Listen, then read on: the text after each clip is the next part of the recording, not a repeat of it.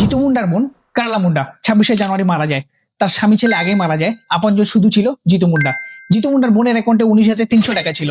ব্যাংকে টাকা উঠাতে গেলে ব্যাংক বলে লিগাল ডকুমেন্ট লাগবে, না হয় যার অ্যাকাউন্ট তাকে লাগবে। লিগাল ডকুমেন্ট তো জিতুর কাছে ছিল না, সে পড়ালেখাও জানতো না যে ডকুমেন্ট বানাবে। জিতু মুন্ডা ব্যাংকের দরজা ঘুরতে ঘুরতে ক্লান্ত হয়ে যায়।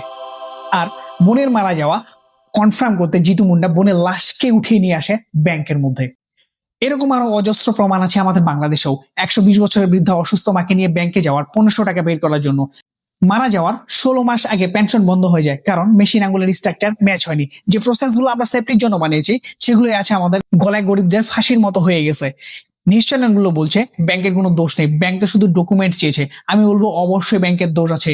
ব্যাংক তার গ্রাহককে এতটুকু বোঝাতে অক্ষম যে এই কাগজগুলো বানাতে কোথায় যেতে হবে, কোন অফিসারের কাছে যেতে হবে এবং এটার কি প্রসেস।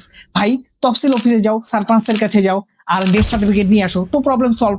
আর একদিকে কোটি কোটি টাকা স্কিম করে আরামসে দেশ ছেড়ে চলে যাচ্ছে, কিন্তু একজন সাধারণ মানুষ বছরের পর বছর ব্যাংকে চক্কর কাটতে কাটতে আর সংঘর্ষ করতে করতেই জীবন শেষ।